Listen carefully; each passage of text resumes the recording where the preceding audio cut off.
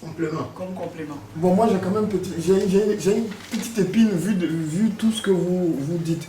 Par exemple, quand vous dites colère saine, je vais vous poser la question. Moïse qui se trouve en face de son frère qu'on est en train de maltraiter et qui, dans sa colère, arrive à tuer. Elle est saine ou comment? Non, Moïse n'a tué personne. Ah, encore? Non. Non, voilà. Moi, j'ai parlé de notion de discernement. De discernement.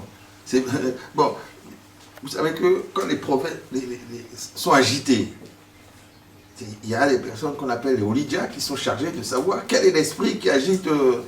Mais pour la colère, il en est de même. C'est un état où la personne est traversée par un esprit, mais il s'agit de savoir si c'est un mauvais esprit ou un bon esprit.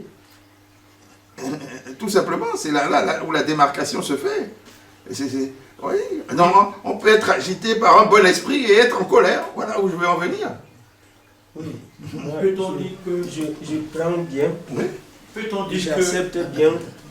Oui, la question que je voulais poser, si je suis ce que papa te dit, Oui. peut-on dire que derrière la colère, il peut y avoir un bon esprit, derrière la colère, il peut y avoir un mauvais esprit? Oui, tout à fait. C'est exactement ce que je veux dire. Si nous prenons le cas du Christ, si sa colère était mauvaise, il allait exterminer tous ces gens-là. Puisque c'est Dieu charnellement appelé le Christ, comme a dit Romains 9,5. Le Christ se mettrait en colère contre un homme, mais celui-là est foutu. Qui d'autre le défendrait devant le Père? Voilà. Mais alors, quand Samuel s'est fâché, Saül a conservé les bœufs là, alors qu'il devait tout dévouer par interdit. Quand Samuel est arrivé, il a entendu des beuglements là, il a dit mais c'est quoi ça? Il dit oui, Saül répond, il dit non, comme ils sont beaux, j'ai réservé pour Dieu. L'autre a dit non, l'obéissance fait quoi? Vaut mieux que le sacrifice. Et qu'est-ce que Samuel a fait? Il a pris l'épée de Saül, il est allé, il a vu quel roi, comment le roi s'appelle? Il a dit, ah, tu as gardé ce roi aussi. Donc, toi, tu as fait pleurer les mères des autres. Aujourd'hui, ta maman aussi va te pleurer. Et qu'est-ce qu'il a fait? Il a tué ce roi-là, dont j'oublie le nom, il a tué, c'est dans votre Bible, dans Samuel. Il a tué ce roi. Samuel aussi était en colère en ce moment. Mais une colère rectificative pour rectifier, remettre en place à l'endroit ce que Dieu a dit à Saül et que ce dernier a manqué de faire. C'est cela. Il y a des colères saintes également dans l'église. Tu vois, et puis tu dis non. On a vu le prophète en 83 devant la Côte d'Ivoire, tout le diocèse de la Côte d'Ivoire. Je vous ai donné l'audio, non? Je crois. Et le prophète a dit, quand il parlait, les gens parlaient. Il a dit non, Dieu m'a vu, menuisier, et il m'a confié la fondation de cette église. Donc, ce n'est pas que si quelqu'un est chef de diocèse aujourd'hui, il y reste éternellement. Il fait son temps, il quitte, un autre prend également la place. C'est comme cela le monde. Mais un seul ne peut pas être chef. Et il a ajouté que lui aussi un jour il s'en irait. Et que le Saint-Esprit désignerait, comme la prophétie du 8 octobre 47 a dit, par la bouche de maman Zevounou, Marie, a dit qu'un autre successeur te sera désigné. Et après lui, un autre. Et cela a été illustré par l'image de la première fourmi qui est venue tourner autour de la bougie, qui a sauté finalement dans la bougie. La deuxième, même chose. Il a dit ça. Et quand il a constaté que nos frères du diocèse de la Côte d'Ivoire persistaient à garder et à se vautrer dans leur attitude qui n'est pas conforme aux injonctions que Dieu lui a données à Papa Ochofa, fondateur de l'église christianiste céleste, le prophète a dit tout d'un coup. Il a dit, voilà, c'est ce que Dieu m'a dit. Et il me bénit, moi je fais. Vous aussi faites. Maintenant, si parmi vous, quelqu'un croit être plus intelligent que moi, quelqu'un peut fonder l'église, eh bien que celui-là quitte l'église et qu'il aille fonder son église pour faire son désordre là-bas. C'est à partir du moment où le prophète a monté le ton qu'il y a eu du calme dans les rangs en face de lui. Et nous y étions par la grâce de Jésus-Christ. L'audio est là, je vous ai fait écouter ça. Donc, parfois, la colère peut être saine, sainte et mauvaise.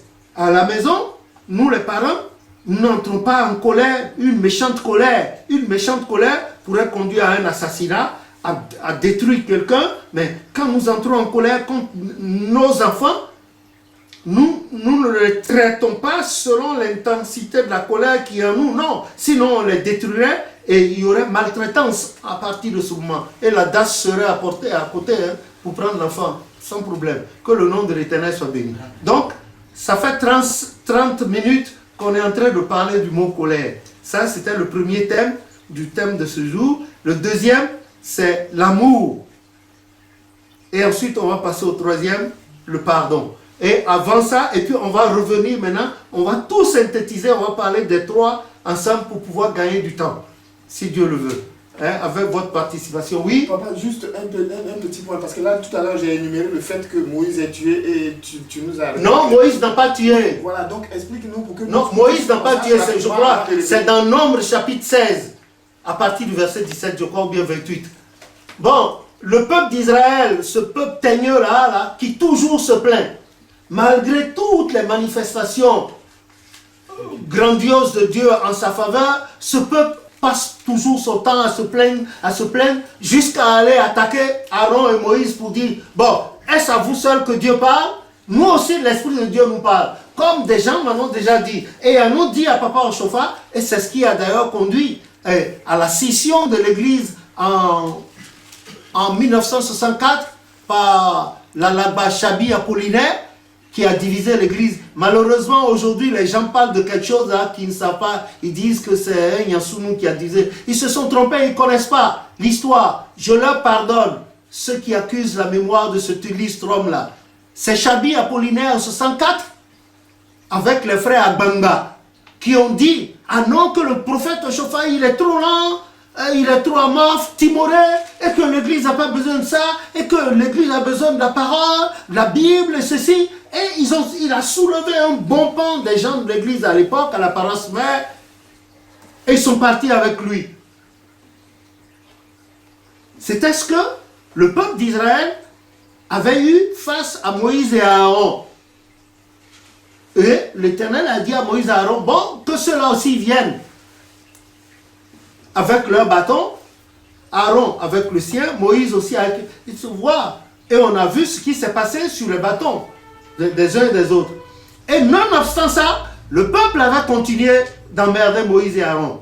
Et c'est là, Moïse, d'un sursaut, a dit, si ces gens-là, hein, c'est dans Nombre 16, je crois, à partir du verset 17 ou bien 28, et Moïse a dit, si ces gens-là, ils meurent par exemple comme les hommes meurent habituellement, ils ne sauront pas que Dieu m'a missionné. Mais si Dieu peut faire une chose inouïe, par exemple, si la terre peut s'ouvrir et que ces gens-là descendent vivants dans le séjour des morts, ils sauront que... Et les Saintes Écritures disent de Moïse, la parole était encore sur la bouche de Moïse et la terre s'ouvrit et avala Corée, Dathan, Abiram, leurs femmes, leurs enfants, les gens de leur famille. Et la terre les a avalés et s'est refermée. Et ceux qui ont, parmi eux, les rebelles là, ceux qui ont pris la fuite, qui n'ont pas été par la terre, ont été rencontrés en chemin par un feu venu de Dieu qui les a dévorés, qui les a réduits en cendres. C'est dans Nombre 16. Voilà. C'est ça. Donc, là, c'est des gens qui voulaient détruire la chose que Dieu a confiée à Moïse. Et il s'est défendu. L'Éternel l'a écouté. L'Éternel l'a écouté. Voilà ce qui s'est passé pour défendre la cause. Parce que ce peuple, pour avoir vu moult fois l'intervention merveilleuse et mystérieuse de Dieu, n'a pas cru devoir laisser son serviteur en paix. Et lui, il a crié, puisque c'était encore ce même Moïse-là, qui intercédait chaque fois en faveur auprès de Dieu pour le peuple. La preuve, dans Exode 19, l'Éternel a dit à Moïse, va apprêter le peuple pour 3 jours, les animaux de même, qu'il n'y ait pas ceci, qu'il n'y ait pas ceci, et que tout le monde se purifie, se sanctifie. Et il est arrivé, il a parlé. Dans les versets 20, 21, Exode, après les 10 commandements, mais le peuple peuple a dit à Moïse, non, dis à ton Dieu de ne plus nous parler. Il n'a qu'à te parler et tu viens nous dire. Verset 22, Exode. Exode 20, 22, je crois, si je ne me trompe pas. Voilà. Déjà, le peuple a repoussé ce Dieu qu'il venait de célébrer dans Exode 14, 15, au passage de la mer Rouge. Ils ont commencé par danser avec les tambourins, Myriam et les autres, etc. Et puis, un peu plus tard, ils se révoltent contre ce Dieu-là pour dire non, non, non, quel est ce Dieu-là qui doit nous parler au milieu des tremblements de terre, du tonnerre, le feu, tout ça. Non, non, non, non, on ne veut pas qu'il nous parle. Et c'est ce même peuple-là qui plus tard, au temps du juge Samuel, dira, ah non, on veut un Dieu, on veut un roi comme les autres peuples. On dit, ah, Samuel s'est fâché, l'Éternel a dit non, ce n'est pas contre toi qui se révolte, mais c'est contre moi. Dis-leur de ma part, voilà ce que le roi vous fera. Ils ont dit oui, qu'on accepte. Et aujourd'hui, répondez-moi, aujourd'hui, nos chefs d'État sont là et on voit ce qui se passe. Que le nom de l'Éternel soit glorifié. En tout cas, c'est mitigé. C'est mitigé, hein, que l'Esprit de Dieu nous guide à aller vers la bonne définition de ces expressions et nous conformer à ce que Dieu voudrait que nous fassions pour que nous soyons dans la ligne de Dieu. Que nous ne soyons pas à côté, sinon nous risquons de devenir des juges. Et il n'est pas bon, comme Matthieu 7 a dit, de juger. Parce que nous ne connaissons pas les causes premières ou avant-premières de chaque situation. Dieu étant omniscient, nous ne sommes pas omniscients. Voilà pourquoi dans 2 Pierre 1, 5, il nous a conseillé, comme Pierre nous dit, pour fuir toutes ces choses-là, en plus de notre foi, d'y ajouter la vertu, la science, la tempérance, la patience, la piété, l'amour fraternel et la charité, sans lesquelles nous ne pouvons pas être sauvés, c'est-à-dire nous ne pouvons pas nous approcher du Christ. Ce n'est pas possible. Que le nom de l'Éternel soit béni. Donc, on continue.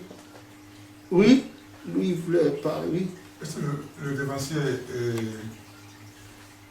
ne ferait pas allusion à l'Égyptien avant d'aller dans le désert. Mais j'allais y revenir pour aborder le thème amour. Parce que moi, je pense que c'est par amour pour son prochain qu'il a réagi comme ça. Non, si vous voulez, si qu'on aille un peu plus au fond, cet acte isolé de Moïse, ouais, alors qu'il ne savait pas encore qu'il était le futur Messie du peuple juif en Israël, il n'a pas voulu tuer. Nulle part c'est dit qu'il a tué intentionnellement. Il a pris la défense de l'autre, et l'autre, aujourd'hui on dit homicide involontaire sans préméditation. Voilà, mon ami parle, sans préméditation. Et quand il est revenu une seconde fois, son propre frère, hébreu comme lui a dit, tu veux faire comme tu as fait à cet Égyptien là-bas, je veux porter ça. Oh, c'était un plan de Dieu. Et il est parti pour Madian. Où l'attendait Ben Yitro. Aujourd'hui, la Bible dit Jethro, sinon c'est Ben Yitro qui veut dire l'amour, l'ami de Dieu. Et où l'attendait selon le plan de Dieu, le plan d'avance préparé par Dieu pour être formé. Parce que Moïse a été formé dans la prêtrise égyptienne. Il était un des futurs pharaons prétendant au trône pour remplacer sa maman, j'ai oublié, Thermoutis, que sa maman s'appelait. Sa maman égyptienne, elle s'appelait Thermoutis, parce qu'elle ne pouvait pas aller au trône. Donc Moïse a été formé dans la prêtrise secrète pour pouvoir accéder au trône. D'abord, même en ce moment, dans le palais, à l'époque, Moïse était le prince, le futur pharaon, très ouvert à tout le monde. Il allait dans tous les milieux et tout le monde l'aimait. Et quand Pharaon, à l'époque, je crois, Amenhotep IV, ou bien j'ai oublié, avait des complications, avait des problèmes et il n'arrivait pas. C'est à Moïse qu'il faisait appel. Et Moïse, sous l'influence de Dieu, du Saint-Esprit, lui expliquait les choses. Mais l'Éternel avait un autre plan pour Moïse. Et c'est ce plan-là qui s'est accompli. De la manière dont Joseph aussi s'est retrouvé en Égypte. Entre-temps, regardez comment par des manières détournées, Dieu l'a envoyé en Égypte pour préparer l'arrivée du peuple d'Israël, comme il a été dit au père, au patriarche Abraham dans Genèse 15. Il a dit, ton peuple, ta descendance sera assujettie pendant 400 ans dans un autre pays pour un autre peuple. Et après 400 ans, il ressortira avec des richesses et le peuple qui l'aura assujetti sera puni. Et on a vu comment ça s'est passé. Que le nom de l'Éternel soit béni. Amen. Bon, on va évoluer. Oui. Je voulais juste dire par rapport à la colère dont on avait parlé tout à l'heure, il y a une colère dont on dit sainte qui est occasionnée par l'amour. C'est-à-dire, s'il n'y a pas amour, certaines colères ne peuvent pas avoir lieu. Donc, il y a l'amour qui est sous-jacent à des colères. Une colère, par exemple, je prends un cas, un père de famille qui aime bien sa famille, ben, il y a des fois, il est en colère pour redresser sa maison. Ce n'est pas forcément pour les détruire. Donc, l'amour est sous-jacent à certaines colères. C'est ce que je veux dire. Ça fait, on peut jeter le pont comme ça, de la colère à l'amour, parce que c'est... Oui, c'est bien dit. Parce qu'il y a un adage latin qui dit qui bene amat, bene castigat. Qui aime bien, châtie bien. Qui bene amat, bene castigat. Qui aime bien, châtie bien. Et le Seigneur a dit, par la voix de Jean, dans Apocalypse 3, 19, je crois, il dit, moi, je reprends et je châtie tout ce que j'aime. Et en même temps, la Bible, dans Proverbe 22, verset 6, dit « Instruis l'enfant selon la voie qu'il doit suivre, pour qu'en grandissant, il ne s'en détourne point. » Et c'est ce même proverbe qui dit, chapitre 23, verset 13, qui dit « N'épargne pas la correction à l'enfant, car en ne lui épargnant pas la correction, tu sauves son âme de l'enfer. » L'enfer ici, ce n'est pas forcément le feu, mais c'est que s'il était mal élevé, il rencontrerait quelqu'un dans la rue qui lui casserait les côtes et disparaîtrait, comme on a vu une nuit. Donc je pense que c'est quelque chose du genre. Donc parfois, la colère dont on parle, elle a deux sens. Elle peut avoir plusieurs sens, comme a dit Papa Bagidi. Et une colère pour corriger, remettre les choses en place, et une autre colère pour détruire. Et il a dit, il faut vérifier, il faut discerner quel est l'esprit qui sous-tend cette colère-là. Voilà. Et il a fait appel à la notion des oligarques dans notre église qui malheureusement, les gens ne veulent plus de ce grade, qui sont les surveillants des visionnaires qui savent quel est l'esprit qui anime le ou les visionnaires qui sont en train d'émettre un message en ce moment précis. Mais si Dieu le veut, Dieu qui a confié la fondation de cette église à Papa Oshofa va restaurer son église, va la remettre à l'endroit. Amen. Et puis, il y aura toutes ces branches de visionnaires par la grâce de Jésus-Christ. En effet, Saül a été animé par un mauvais esprit et c'était un mauvais esprit de Dieu. On a dit mauvais esprit de Dieu. Donc ça veut dire que notre Dieu aussi, comme il est le Père de tous les esprits, il a les bons esprits et il a les mauvais esprits. Et Saint Paul, Saül en est un exemple vivant. Dans Acte 12, verset 21, on a vu ce qui est advenu de Hérode quand il a voulu se substituer à Dieu. Oh, Dieu a dit dans Isaïe 48, non, je ne donnerai pas ma gloire. Et il a dit dans Exode 20, le premier commandement, il a dit, tu n'auras point d'autre Dieu devant, tu n'aimeras ton Dieu. À moi revienne toute gloire. Lui, il a parlé au peuple, et le peuple a subjugué, a dit, oh, non pas la voix d'un homme, même d'un Dieu. L'Éternel a dit, non, celui-là exagère. Et séance tenante devant tout le monde, il lui a envoyé un ange qui l'a piqué, et on a vu comment il est mort devant le peuple, au milieu des asticots et consorts. Que Dieu nous épargne ce sort, qu'il épargne cela de même à nous, ceux qui se disent nos adversaires ou nos ennemis. Maintenant, on parle toujours de colère. Et c'est le même Christ qui nous a dit, tu ne te mettras pas en colère. Et Dieu nous a dit, tu ne te mettras pas en colère. À moi, la vengeance et la rétribution. Et Et quand on retourne dans Genèse, chapitre 1, chapitre 2, et notamment Genèse chapitre 3, qu'est-ce qu'on constate? Dieu y a placé premièrement Adam et secondairement Ève. Il leur avait donné l'autorisation de tout toucher, mais il y avait un arbre là auquel il ne devrait pas toucher. Adam, notre père, était le premier dans le jardin à avoir reçu cette injonction, c'est ça, non? Cet ordre.